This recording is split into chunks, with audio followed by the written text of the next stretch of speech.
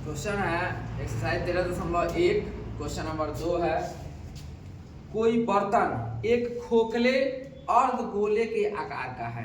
कोई बर्तन है खोखले अर्धगोले का आकार का है, फिर जिसके ऊपर एक खोखला बेलन आरोपित है।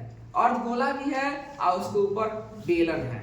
अर्धगोले का व्यास दिया है 14 सेंटीमीटर और इस बर्तन की कुल लंबाई यानी कि अर्धगोला प्लस बेलन सहित कुल लंबाई दिया है 13 cm। तो बर्तन का आंतरिक पृष्ठीय क्षेत्रफल ज्ञात करें। पहले हम अर्धगोला बना देंगे। आईसी के ऊपर बेलन है,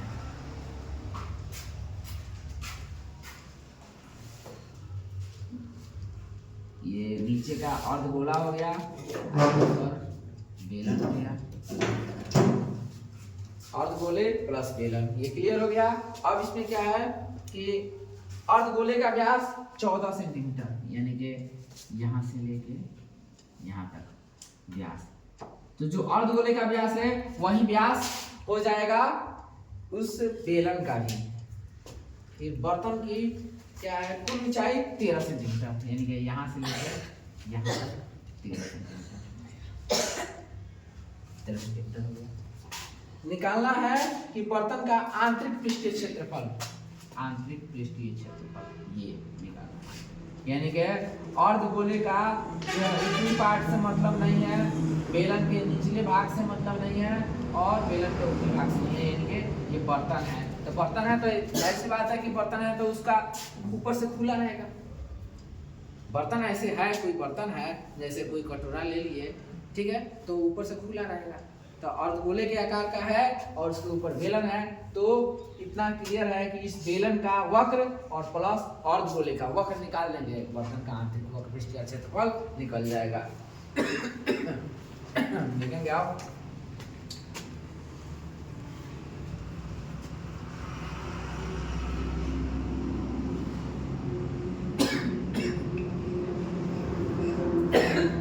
बर्तन का व्यास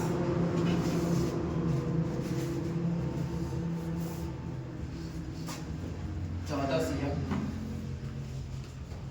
यानी कि त्रिज्या हो जाएगा 7, इसका आधा कर दिए 7 cm यानी कि ये यहाँ से यहाँ तक इसका त्रिज्या भी हो गया 7 cm, ये भी त्रिज्या हो गया क्योंकि अर्धगोला है सर। और वही रहता त्रिज्या 15.5, तो उसको 15 ऊपर कर देते, 5 नीचे कर देते, बाटा में दे देते ना। 15.5 बटा 2 15.5 रहेगा तब तो हो जाएगा 7। अब बर्तन की कुल ऊंचाई, बर्तन की कुल ऊंचाई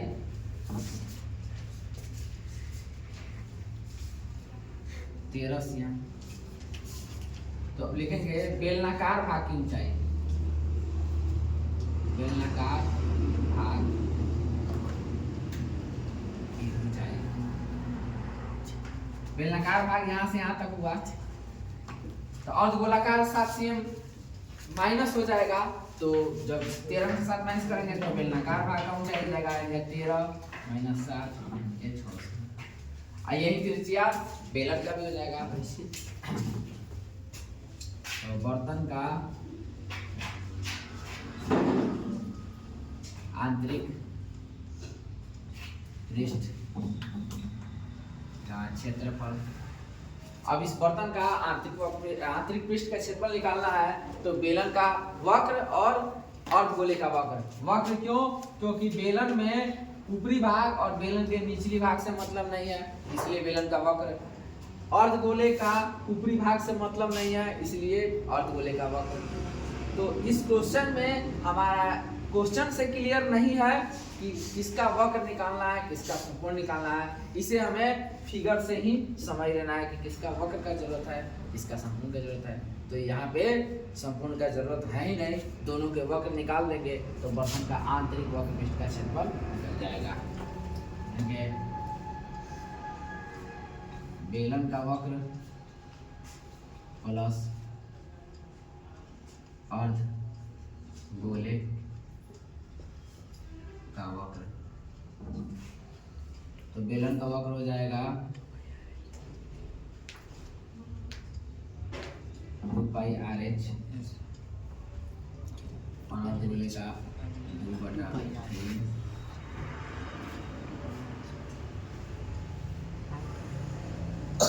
2 पाई। बेलन का वक्र पृष्ठ के क्षेत्रफल 2 पाई आर एच होता है और अर्धगोले का वक्र 2 पाई आर स्क्वायर होता है। तो 2 पाई दोनों में है और आर भी है, तो तीनों कॉमन हो जाएगा। 2 पाई आर कॉमन हो जाएगा, इसमें बचेगा एच, इसमें बचेगा आर। तो 2 गुना 22/7 गुना आर हो जाएगा इसका, त्रिज्या है 7, ऊंचाई हो गया 6 और त्रिज्या हो गया 7 से 7 कर दिया 22 44 और 6 7 13 हो जाएगा। 3 चौका 52 5 और 3 चौका 52 5 57 572 सेंटीमीटर स्क्वायर।